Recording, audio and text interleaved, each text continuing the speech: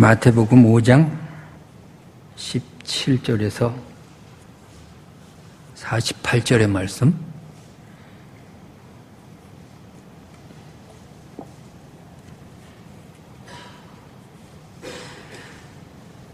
한 절 한 절 눈여겨보고 자세하게 우리가 음미하면서 읽겠습니다.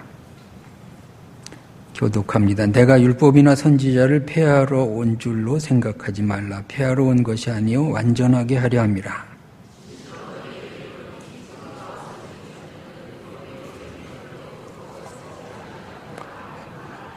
그러므로 누구든지 이 계명 중에 지극히 작은 것 하나라도 버리고 또 그같이 사람을 가르치는 자는 천국에서 지극히 작다 일컬음을 받을 것이요 누구든지 이를 행하며 가르치는 자는 천국에서 크다 일컬음을 받으리라.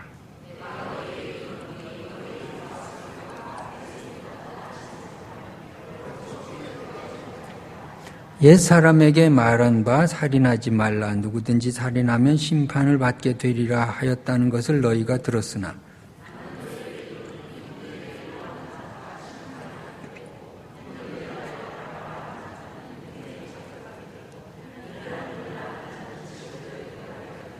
그러므로 예물을 제단에 드리려다가 거기서 내 형제에게 원망 들을 만한 일이 있는 것이 생각나거든.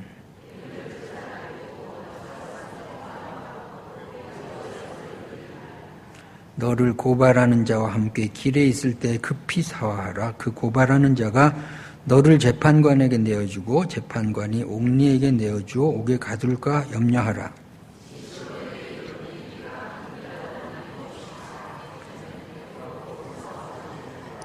또 간음하지 말라 하였다는 것을 너희가 들었으나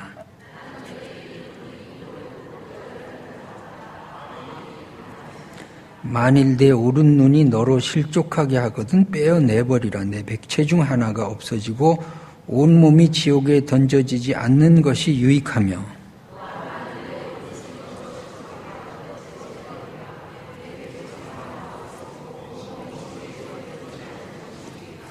또 일러스되 누구든지 아내를 버리려거든 이혼 증서를 줄 것이라 하였으나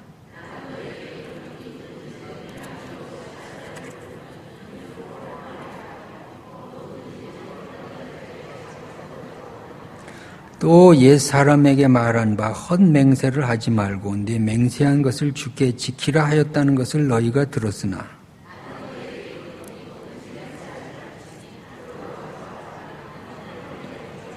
땅으로도 하지 말라. 이는 하나님의 발등상이며 예루살렘으로도 하지 말라. 이는 큰 임금의 성이며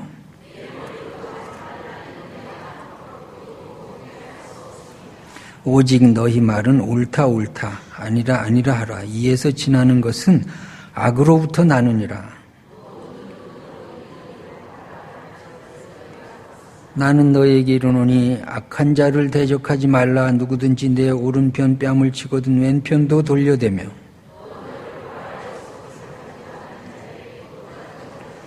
또 누구든지 너로 억지로 오리를 가게 하거든 그 사람과 심리를 동행하고 또 내 이웃을 사랑하고 내 원수를 미워하라 하였다는 것을 너희가 들었으나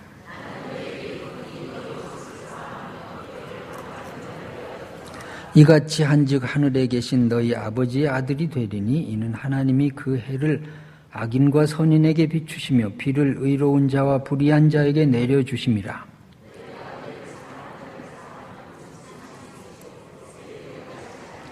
또 너희가 너희 형제에게만 무난하면 남보다 더하는 것이 무엇이냐. 이방인들도 이같이 아니하느냐.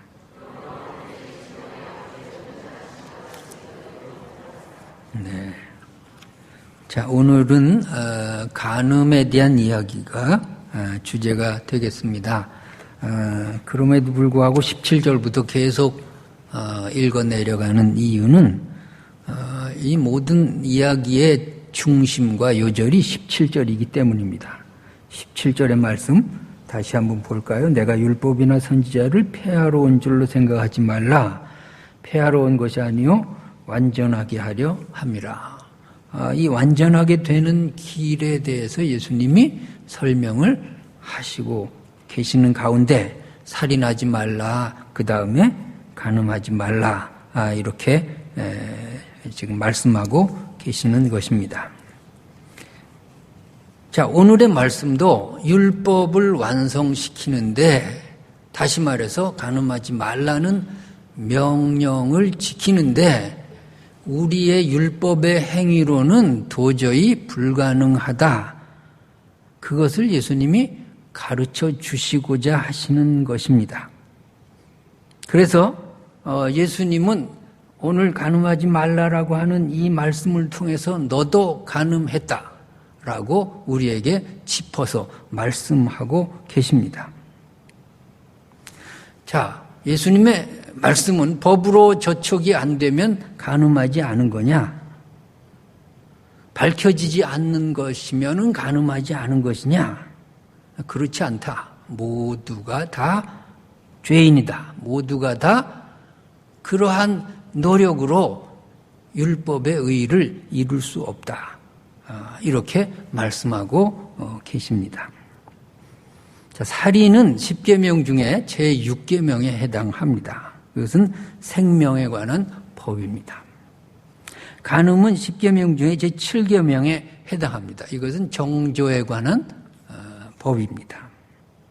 당시의 율법은 간음에 대해서 여자는 수동적으로, 남자는 능동적으로 봤어요. 그러니까 이 모든 법에 대한 지금 타켓이 누구냐 하면 남자예요. 여자는 쏙 빠져 있어요.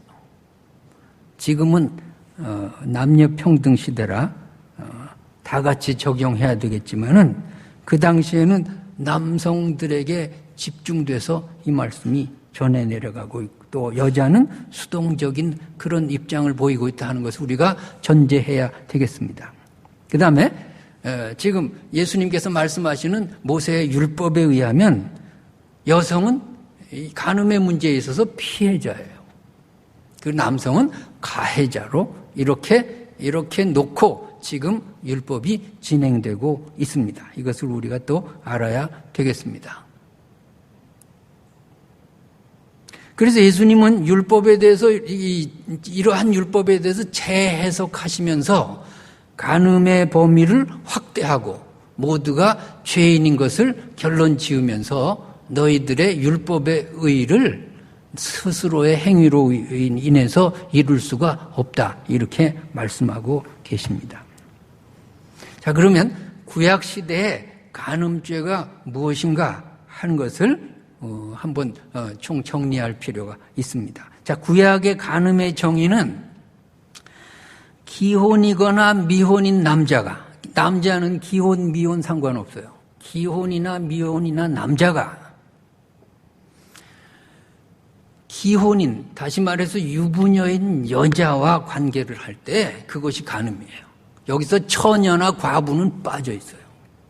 이것이 바리새인들이 가지고 있는 율법이에요. 그러니까 처녀에 대해서 어떻게 한 것은 그것은 간음으로 보지 않는 거예요.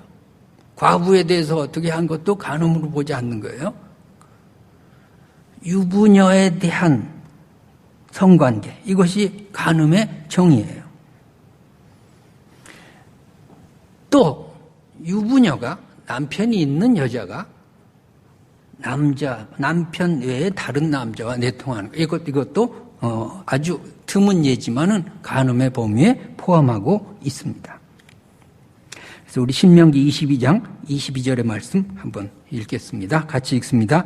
어떤 남자가 유부녀와 동침한 것이 드러나거든 그 동침한 남자와 그 여자를 둘 다 죽여 이스라엘 중에 악을 제할지. 자, 거기 어떤 남자가 누구와? 유부녀와, 거기 처녀와 과부는 빠졌다고요. 이것이 구약시대 간음의 범위예요. 자, 그런데 예수님은 이렇게 동침한 것이 드러나거든 이것이 간음인데 예수님은 마음으로 음욕을 품어도 간음했다. 범위가 확대됐어요. 또 여자를 보고 그것은 모든 여인이에요. 뭐 처녀, 과부 이거 다 포함해가지고 여인을 보고 어떤 여인이든지 음욕을 품으면 간음했다. 이렇게 범위가 아주 넓어지니까 모든 듣는 사람들이 다 간음한 죄에 빠지게 되어 버렸다 그 말입니다. 그래서 이 바리새인들이 가지고 있는 구약의 율법은 아주 제한적으로 자기네들 유리하게 이렇게 만든 그런 법을 가지고 있는데, 예수님은 모든 것을 범위를 확대해 가지고 우리 모두가 죄인이다 하는 것을 가르쳐주고 있습니다. 자, 그 다음에 구약의 대전제가 있어요. 간음죄는 사형에 해당한다 이렇게 말씀하고 있습니다. 구약의 사형죄에 해당하는 게 세 가지인데, 첫째는 살인, 둘째는 간음, 그 다음에 셋째는 우상숭배. 요 세 가지 죄는 살인의 사형에 해당한다 이렇게 우리가 보면 되겠습니다. 그러니까 간음죄는 살인죄나 우상숭배죄와 더불어 중죄에 해당하는 것입니다. 그러니까 예수님 말씀이 뭐냐 하면, 너희들이 모두 간음했으니까 모두가 다 사형감이다, 모두가 다 죽어야 된다, 그렇게 결론을 내리고 있는 것입니다. 자, 그 다음에 구약 성경이 말씀해주고 있는 간음죄의 유형을 그 유형별로 한번 보겠습니다. 우리가 화면을 보면서, 영상을 보면서 한번 차례차례 보겠습니다. 첫째로 간음죄가 뭐가 간음죄냐 구체적으로 가르치는데, 남의 아내를 범했을 때 그것을 간음죄라 이렇게 말합니다. 레위기 20장 10절의 말씀 같이 읽습니다. 누구든지 남의 아내와 간음하는 자, 곧 그의 이웃의 아내와 간음하는 자는 그 간부와 음부를 반드시 죽일지니. 남의 아내와 간음하는 자, 이것이 간음죄의 유형의 첫째. 두 번째는 계모와 성관계를 가지면 이것은 간음죄라는 거예요. 레위기 20장 11절의 말씀 같이 읽습니다. 누구든지 그의 아버지의 아내와 동침하는 자, 그의 아버지의 하체를 범하였은즉 둘 다 반드시 죽일지니 그들의 피가 자기들에게로 돌아갈. 아버지의 아내가 뭐예요? 새로 맞이한 부인이겠죠. 그리고 계모겠죠. 이거 하면 안 된다는 거예요.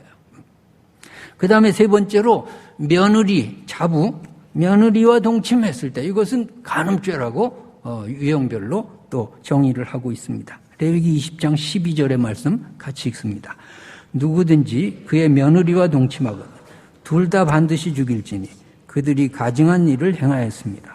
그들의 피가 자기들에게로 돌아가니. 며느리하고 동침하면 안 된다 하는 것입니다. 그 다음에 동성애, 남자가 남자로, 여자가 여자, 이거는 간음죄나 마찬가지다 하는 겁니다. 레위기 20장 13절의 말씀이 있습니다. 누구든지 여인과 동침하면, 남자와 동침하면 둘 다 가증한 일을 행함인즉 반드시 죽일지니 자기의 피가 자기에게로 돌아가냐. 남자가 남자로, 이것은 안 된다 하는 것입니다. 그 다음에 아내와 장모를 함께 취하면, 아내와 장모와 함께 성관계를 가지면 이것은 간음죄라 하는 것입니다. 레위기 20장 14절 읽습니다. 누구든지 아내와 자기의 장모를 함께 데리고 살며 악행인즉 그와 그들을 함께 불살지니 이는 너희 중에 악행이 없게 하려 함이라. 그 다음에 짐승과 성관계를 가지면 이것은 간음죄에 해당한다 하는 것을 말씀하고 있습니다. 레위기 20장 15절 16절 읽습니다. 남자가 짐승과 교합하면 반드시 죽이고 너희는 그 짐승도 죽일 것이며 여자가 짐승에 가까이하여 교합하면 너는 여자와 짐승을 죽이되 그들을 반드시 죽일지니 그들의 피가 자기들에게로 돌아가니. 남자하고 여자하고 짐승과 교합하면 이것은 간음죄의 똑같은 그러한 사형에 해당한다 하는 것입니다. 자, 그 다음에 남매 간의 성관계를 가지면 이것은 간음죄와 동일한 죄다 하는 것을 말씀하고 있습니다. 레위기 20장 17절 읽습니다. 누구든지 그의 자매 곧 그의 아버지의 딸이나 그의 어머니의 딸을 데려다가 그 여자의 하체를 보고 여자는 그 남자의 하체를 보면 부끄러운 일이라. 그들의 민족 앞에서 그들이 끊어지니 그가 자기의 자매의 하체를 범하였은즉 그가 그의 죄를 담당하리라. 남매 간의 성관계는 안 된다 하는 것입니다. 그 다음에 여인이 생리 중에 있을 때 성관계를 가져도 똑같이 간음죄에 해당한다 하는 것이 구약의 법입니다. 레위기 20장 18절 읽습니다. 누구든지 월경 중의 여인과 동침하여 그의 하체를 범하면 남자는 그 여인의 근원을 드러내고 여인은 자기의 피 근원을 드러내었음즉 둘 다 백성 중에서 끊어지리라. 월경 중에 관계를 가지면 안 된다 하는 것입니다. 그 다음에 이모나 고모나 숙모나 백모나 이런 근친 관계에 성관계를 가지면 이것은 동일한 간음죄다 하는 것입니다. 레위기 20장 19절 20절 있습니다. 내 이모나 고모의 하체를 범하지 말지니 이는 살부치의 하체인즉 그들이 그들의 죄를 담당하리라. 누구든지 그의 숙모와 동침하면 그의 숙부의 하체를 범함이니 그들은 그들의 죄를 담당하여 자식이 없이 죽으리라. 그 다음에 형수나 제수와 성관계를 가지면 이것은 동일한 간음죄에 해당한다 하는 것입니다. 레위기 20장 21절 읽습니다. 누구든지 그의 형제의 아내를 데리고 살면 더러운 일이라. 그가 그의 형제의 하체를 범함이니 그들에게 자식이 없으리라. 자, 아마도 구약시대에 일어났던 대표적인 간음죄에 대한 유형들을 모아가지고 이렇게 모세가 잘 레위기에 설명을 한 것 같습니다. 아마 이외에도 잡다한 것이 많이 있겠죠. 어쨌든 간에 정상적이지 못한 성관계 모두를 간음으로 보고 있고 바리새인들은 우리는 그거 하나도 안 했다. 여기에 10가지가 됐든 20가지가 됐든 우리는 하나도 안 했다. 이러면서 살아오고 있는 거죠. 그래서 우리는 간음죄에 해당하지 않는다라고 자부하면서 살아오고 있었는데 예수님께서 그들을 향해서 너희들도 간음죄에 해당한다. 여인을 보고 음욕을 품으면 벌써 간음한 거는 뭐가 다르냐? 이렇게 정의를 해버려서 모두를 죄인으로 모두를 사형에 해당하는 자로 그렇게 예수님께서는 말씀하고 계시는 것입니다. 자, 그 다음에 신약시대에 간음에 대한 법이 어떻게 돼 있을까 하는 것을 우리가 좀 살펴볼 필요가 있는데 우리 바울 서신에서 몇 가지를 찾아보겠습니다. 우선 간음한 자들은 하나님의 나라를 유업으로 받지 못한다. 그런 말씀이 있습니다. 고린도전서 6장 9절 10절의 말씀 같이 읽습니다. 불의한 자가 하나님의 나라를 유업으로 받지 못할 줄 알지 못하느냐.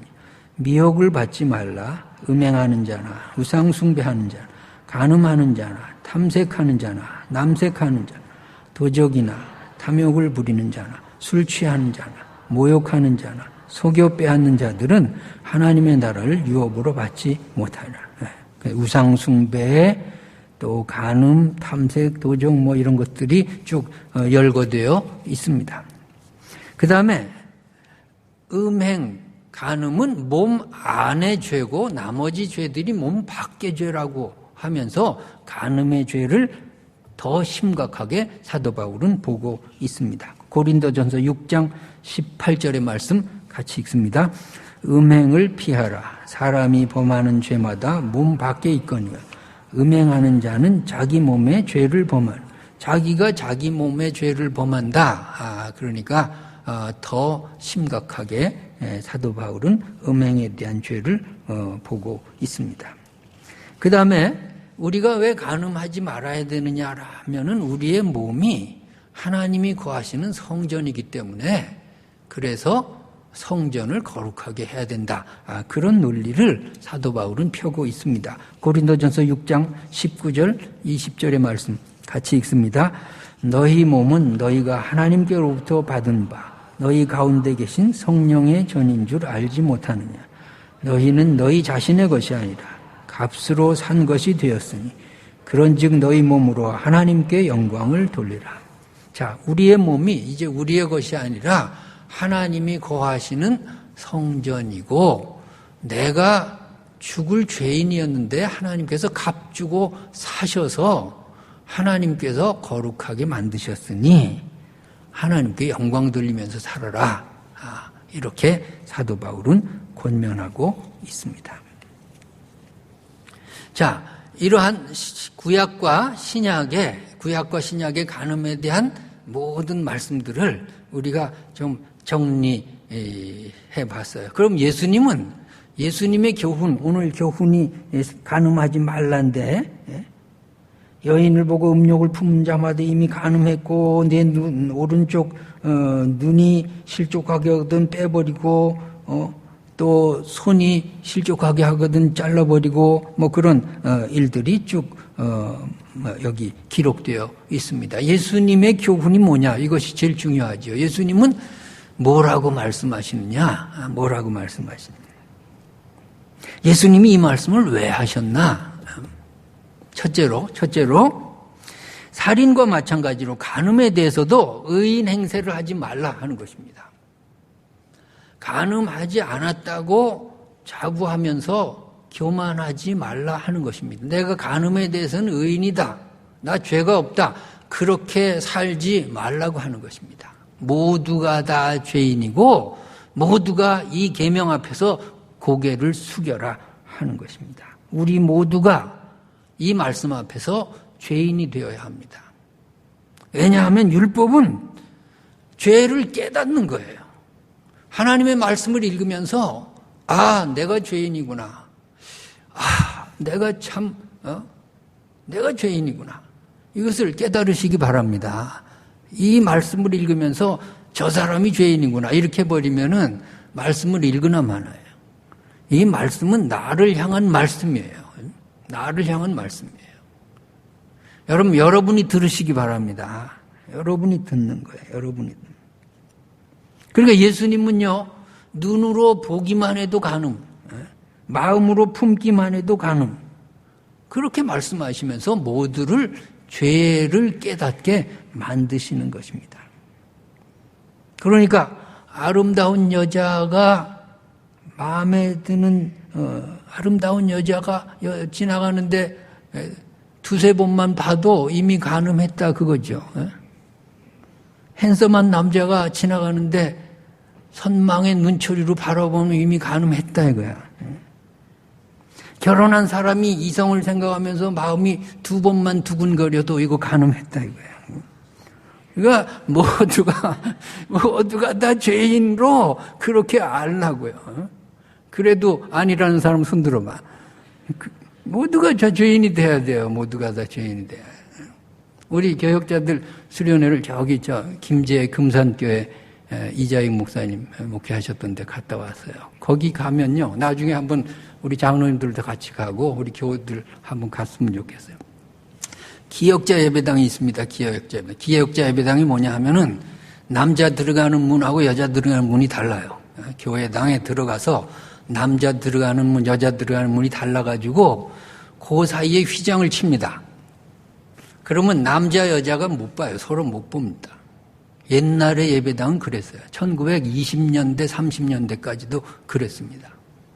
게다가 그 교회는 목사님이 여기 있으면 여기가 남자석이고 여기 여자석이에요. 목사님과 여자석 사이에도 휘장이 있어요. 그러니까 여자들은 목사님 얼굴도 못 봐. 왜? 목사도 남자니까 얼굴 보면 안 돼. 예? 휘장이죠. 그냥 음성만 들었어요. 음성만. 예? 음성만. 옛날엔 그렇게 예배 드렸다니까. 그렇게 예배. 그러다가 요것이 먼저 걷어졌어요. 예?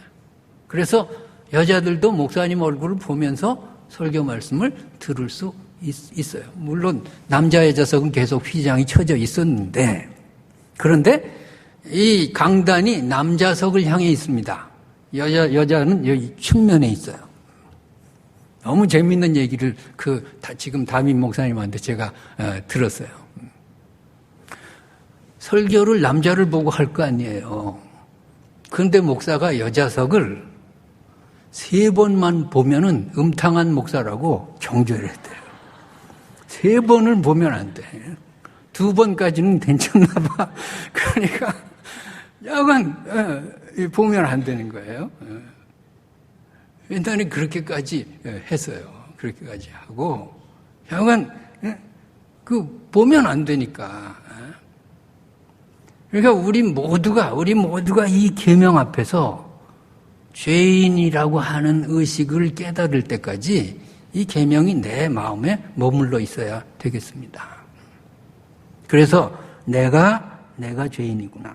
내가 죄인이구나. 그래서 예수님은 내 29절 30절에 보니까 눈 얘기를 말씀하시고 그 다음에 오른손 얘기를 말씀하세요. 이게 뭐겠습니까? 간음은 눈으로 시작해서 손으로 이어지는 것입니다. 그래서 눈이 범죄하면 마음이 범죄한 것이죠. 눈이 범죄하면 마음이 범죄했어요. 빼버리려는 거예요. 그 다음에 손이 범죄했다는 것은 행위로 범죄한 것이죠. 잘라버리려는 거죠.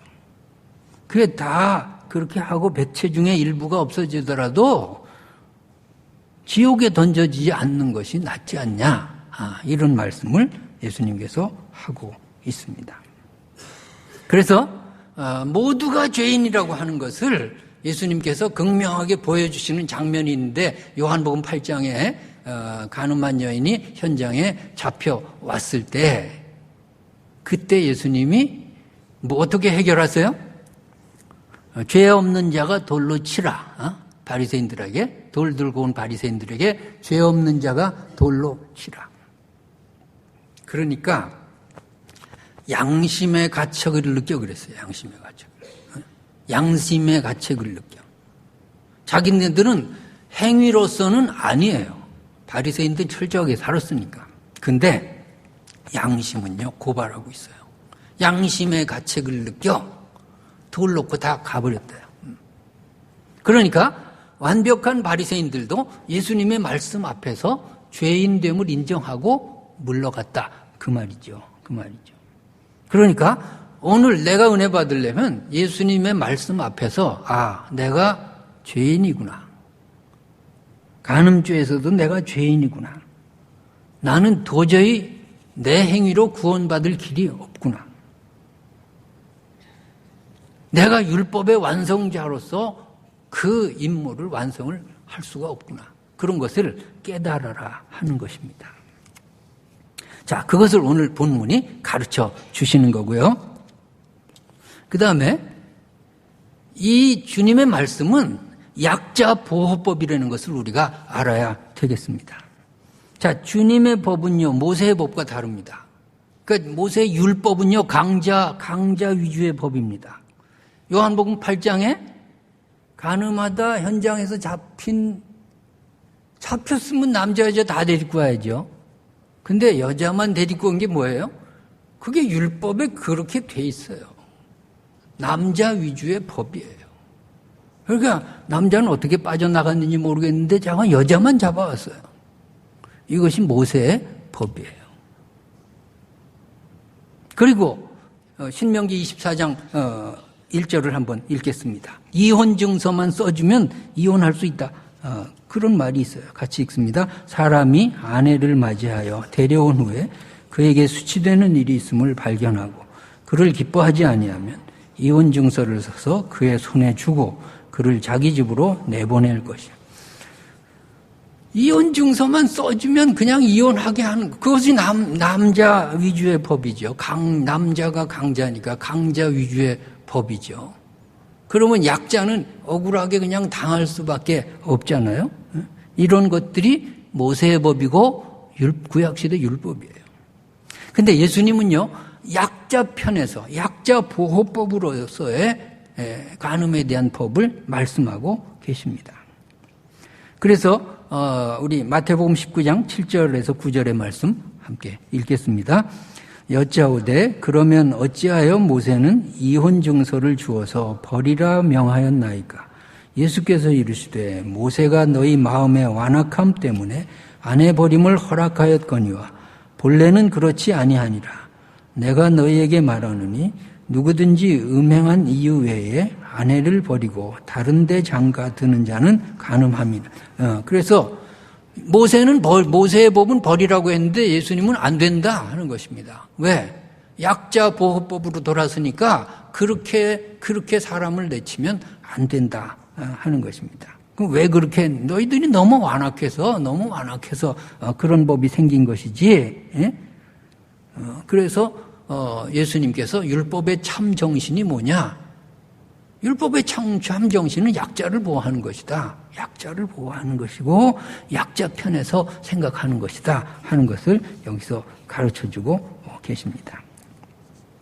또 우리가 다시 요한복음 8장의 말씀으로 돌아가면 가늠하다 현장에 잡힌 여인에게 마지막에 예수님이 하시는 말씀이 있어요. 우리 요한복음 8장 10절에서 11절의 말씀을 함께 읽어보겠습니다. 예수께서 일어나사 여자 외에 아무도 없는 것을 보시고 이르시되 여자여 너를 고발하던 그들이 어디 있느냐? 너를 정죄한 자가 없느냐? 대답하되 주여 없나이다. 예수께서 이르시되 나도 너를 정죄하지 아니하노니 가서 다시는 죄를 범하지 말라 하십니다. 자, 예수님은요 똑같이 지금 간음죄에 대해서 똑같이 죄를 범하고 여인이 앞에 있는데 지금 마태복음 5장에 있는 지금 남자들을 향한 말씀이죠. 빼버려라, 찍어버려라 그런 말씀이 없어요. 지금 여인을 앞에 간음죄를 범한 여인을 앞에 놓고는 예수님은 빼버려라, 찍어버려 그런 말씀이 없어요. 나도 너를 정죄하지 아니하노니 가서 다시는 죄를 짓지 말라. 그러고서 보내시잖아요. 그러니까 예수님의 간음에 대한 법은 약자 보호법이라고 하는 것을 우리가 염두에 두면서 이 법을 해석해야 되겠습니다.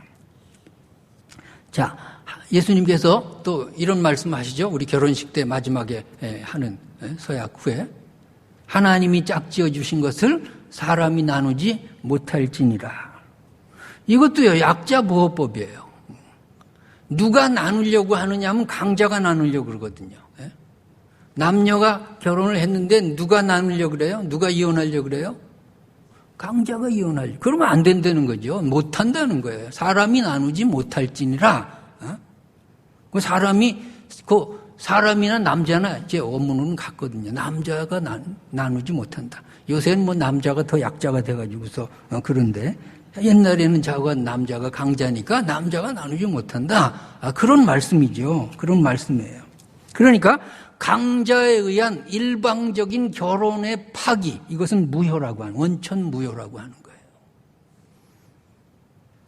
약자의 소원이라면은 오늘날이 같이 복잡한 시대에서 약자가 견디다 못해서 원할 때 그거 어떡하겠습니까? 일평생 결혼해서 두들겨 맞고 사는 여자 있었어요. 내가 이혼하라 그랬어요. 물론 내가 잘못된 것인지 모르지만은 어떻게 해요? 정말 내가 약자라고 생각했을 때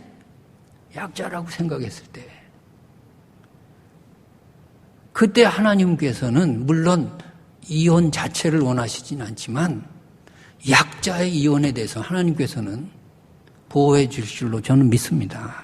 그런데 매를 대는 남편이 이혼하자고 하면요, 그것은 간음죄나 마찬가지라는 거죠. 그거 안 된다는 거예요. 그러면 한번 생각해 봅시다. 남자가 경제력이 없어졌어요. 여자가 벌어요. 한참 지내다가 여자가 남자한테 이혼하자 그러면 되겠어요, 안 되겠어요? 자, 이때 누가 강자죠? 여자가 강자예요. 그거 안 된다는 거예요. 그 이혼은 원천 무효라는 거예요. 강자가 결혼에 대한 선언을 파기하면 그건 원천 무효라는 거예요. 자, 어떤 남자가 또는 어떤 아내가 병 속에 누워서 오랜 투병 생활 속에 배우자가 지쳐갔어요. 그래서 이혼하자고 하면 그것은 원천 무효라는 거예요. 병든 사람이 짐이 되기 싫어서 여보, 나하고 이혼하고 새 삶을 살아라. 그거는 약자가 하는 얘기니까. 그런데 강자가 약해진 상대를 향해서 이혼하자고 하는 것. 그것이 원천 무효라고 하는 것입니다. 자, 그런데 참 세상이 복잡하다 보니까 이제 둘 사이에 누가 강자고 누가 약자냐, 이거 참 따지기가 곤란할 때가 있습니다. 살인의 문제는 피해자와 가해자가 분명합니다. 그건 판단이 분명할 수 있어요. 이건 내면의 문제가 아니라 표면의 문제니까. 그런데 이 간음의 문제는 가해자와 피해자가 불분명할 때가 많이 있어요. 이건 표면의 문제가 아니라 내면의 문제이기 때문에 그래요. 자, 남녀 평등의 시대에서 한 가정에 누가 강자고 누가 약자입니까? 서로가 다 내가 약자라고 하고 내가 피해자라고 해버리면은 판단이 곤란해지는 것입니다. 그러나 신앙적으로 생각하면서 내가 강자임에도 불구하고 약해진 상대방을 향해서 이혼을 강요하면 그것은 간음죄나 마찬가지다 하는 것이 예수님의 법이라고 하는 것을 우리가 기억해야 하겠습니다. 그러니까 여기에 간음하지 말라는 얘기를 쭉 말씀하시다가 31절에 생뚱맞게 31절 32절에 엉뚱하게 이혼에 대한 말씀을 왜 하셨을까? 강자에 의한 이혼 그거 자체가 간음죄나 마찬가지라는 거죠. 간음죄에 해당한다는 거죠. 31절 보겠습니다. 누구든지 아내를 버리려거든 이혼 증서를 끌어야 했으나 32절 나는 너에게 이르노니 누구든지 음행한 이유 없이 아내를 버리면, 여기 아내란 말이 나오는 것은 그 당시의 법이 남자가 강자고 여자가 약자이기 때문에 그래요. 요새는 바뀔 수도 있어요. 요새는 남자들이 두들겨 맞고 사는 집도 많아. 아내를 버리면, 약자를 버리면 이는 그로 간음하게 하고 또 버림받은 여자에게 장가드는 자도 간음이다. 이게 무슨 말일까요? 강자에 의해서 강요돼 당한 이혼 말이에요. 피해자가 눈물 흘리면서 약자가 눈물 흘리면서 당한 이 이혼, 이것은 하나님 앞에 원천 무효라는 거예요. 그 억울한 그 상대방에게 다시 장가들면 안 된다는 거예요. 왜? 하나님 앞에서는 그 둘 사이의 결혼이 아직도 파기가 안 됐어요. 하나님 앞에서는 그 이혼은 원천 무효라고요. 그 약자가 아직도 살기를 원한다면 그 가정은 깨진 게 아니에요. 결혼 관계가 하나님 앞에서는 성립이 그냥 돼 있어요. 아직 부부로 하나님을 인정해 주세요. 거기에 그 사람과 장가가면 안 된다는 거죠. 그 여인에게 장가가면 안 된다는 거죠. 그것은 간음이나 마찬가지라는 거죠. 이것이 예수님의 법이에요. 그러니까 이 간음에 대한 법은 예수님은 약자보호법으로 우리에게 주셨어요. 그렇다면 우리는 어떻게 할까요? 우리가 부부 생활하면서 누군가는 강자하고 누군가는 약자예요. 평등 그건 없어요. 누군가는 상황에 따라서 주객이 전도될 수도 있고요. 강자 약자가 세월이 감에 따라서 또 바뀔 수가 있어요. 어쨌든 간에 지금 현 상태에서 경제력이 있는 사람이 강자일 수도 있고 경제력이 없는 사람이 약자일 수 있고 건강한 사람이 강자일 수 있고 병든 사람이 약자일 수 있고요. 친정에 문제가 많은 사람이 약자일 수 있고요. 어쨌든 간에 강자와 약자는 분명히 있어요. 그러면 이 강자의 입장에서는 절대로 그 가정을 깰 수 없는 거죠. 강자가 그 혼인 관계를 무효화시키면 하나님 앞에 간음한 거나 마찬가지고요. 그리고 그 약자가 그럼에도 불구하고 이 관계를 유지하고 싶은데 다른 사람이 꼬셔서 장가를 들면 그것은 간음이나 마찬가지다 하는 것입니다. 그래서 우리가 항상 내가 하나님 앞에 하나님이 약자인 나를 품어주시고 하나님의 자녀로 삼아주시고 지금까지 인도해 주신 그 은혜를 생각하면서 나에게 약자인 상대방에 대해서 나는 어떻게 대해야 될까?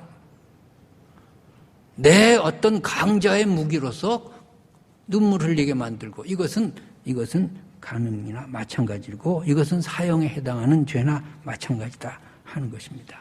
이것을 우리가 기억해야 되겠습니다.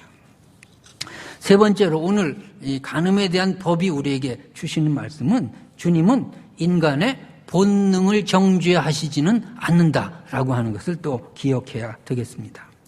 자, 이성을 보고 아름다움을 느끼는 감정, 그거 자체가 죄는 아닌 것입니다. 마음과 몸으로 서로 사랑하고 결혼하는 것, 그거 자체가 죄는 아닌 것입니다. 우발적이고 의도성이 없는 실수에 대해서 그것을 죄라고 보는 것이 아닌 것입니다. 여기 본문을 잘 이해해야 됩니다. 여자를 보고 음욕을 품는 자, 28절에 여자를 보고 음욕을 품는 자, 이것이 헬라어 말로 이렇게 되어 있습니다. 프로스토 에피튜메사이 아우텐 그럽니다. 나는 이런 말 할 때 제일 기분 좋아. 내가 틀려도 여러분 모르니까 프로스토 에피튜메사이 아우텐, 이게 뭐냐 하면은 순간적으로 유혹하는 죄가 아니에요. 그거는 아니에요. 이거는 이 말의 진정한 의미는 지속적이고 고의적인 범죄, 지속적이고 고의적인 범죄를 말하고 있어요. 그러니까 거의 스토커 수준의 지속적이고 고의적인 한 상대방에 대해서 그것이 죄라는 거죠. 그게 죄라는 거죠. 그리고 이 말의 또 뜻은 뭐냐 하면은 사랑하지 않고 육체적인 어떤 것만 탐닉하는 것 말이에요. 사랑 없는 그런 것들이 다 자기 자신의 유익을 위해서 상대방을 이용하려고 하는 그런 것들이 다 간음죄나 마찬가지라는 거예요. 여자를 보고 음욕을 품었다라고 하는 말은 그런 말이죠. 사랑하는 사람을 2번 쳐다보면 어떻고 100번 쳐다보면 어때요? 그런 것이 아니라니까요. 사랑 없이 하는 것들 말이에요. 그러니까 예수님께서 이 말씀을 하실 때의 진정한 의미가 뭔가를 깨달아야 돼요. 하나님이 우리에게 이성을 사랑하고 이성을 아름답게 느낄 수 있는 본능을 주셨어요. 그 본능이 세상을 아름답게 만들어요. 또 그런 감정이 있어야 인간이죠. 목석이 아니잖아요. 그것이 인간관계를 훈훈하게 만들 수 있어요. 자, 그런데 하나님이 주신 본능으로 뭐가 죄냐면 약자를 괴롭히면 죄예요. 하나님이 주신 아름다운 본능으로 상대방을 속이면은 그것이 죄예요. 뭐 혼인, 빙자, 간음죄 그런 것도 있잖아요. 속이는 거죠. 속이는 거예요. 사랑하지도 않는데 사랑하는 척하면서 육체적인 관계를 맺고 그 다음에 돌아서면 이것이 죄라는 거죠. 이것이 죄라는 거죠. 또 하나님이 주신 아름다운 본능으로 상대방을 모욕을 주면 그것은 죄라는 거죠. 하나님이 주신 본능으로 상대방을 살다가 버리면 그것이 죄라는 거예요. 그러면 뭐가 죄일까요? 사랑하지 않는 것이 죄예요. 내 몸처럼 상대방을 사랑하지 않으면 그것은 죄라고 하는 것입니다. 그러니까 오늘 말씀의 결론은 간음하지 않는 것이 목적이 아니에요. 상대방을 사랑하라고 말씀하고 계시는 줄 믿습니다. 어떻게 사랑해요? 내 몸처럼 사랑하라 하는 것입니다. 내 몸처럼 사랑하라. 내 몸처럼 사랑하라. 그러면 다 되는 거죠. 율법의 어떤 조항 하지 않고 상대방을 향해서 몸처럼 사랑하면. 그러면 내가 하나님이 주신 본능으로 약자를 괴롭히지 않을 것이고 속이지 않을 것이고 모욕을 주지 않을 것이고 버리지 않을 것이죠. 사랑이 오늘의 말씀의 결론이고 해답인 줄로 믿습니다. 우리 자꾸 읽는 말씀이지만 또 한번 읽읍시다. 로마서 13장 8절에서 14절의 말씀 같이 읽습니다. 피차 사랑의 빛 외에는 아무에게든지 아무 빛도 지지 말라. 남을 사랑하는 자는 율법을 다 이루었느니라. 간음하지 말라, 살인하지 말라, 도둑질하지 말라, 탐내지 말라 한 것과 그 외에 다른 계명이 있을지라도 내 이웃을 내 자신과 같이 사랑하라 하신 그 말씀 가운데 다 들었느니라.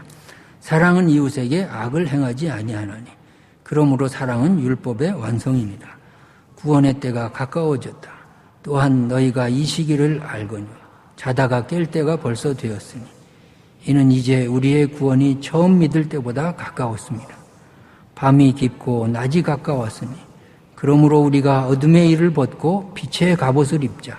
낮에와 같이 단정히 행하고 방탕하거나 술 취하지 말고 음란하거나 호색하지 말며 다투거나 시기하지 말고 오직 주 예수 그리스도로 옷 입고 정욕을 위하여 육신의 일을 도모하지 말고. 자, 14절이 열쇠죠? 예수 그리스도로 옷 입는 거 말이에요. 자, 우리는 다시 율법으로 돌아가면 똑같아요. 뭐 아무리 좋은 말이 써 있어도 못 지켜요. 예수 그리스도로 옷 입으시기 바랍니다.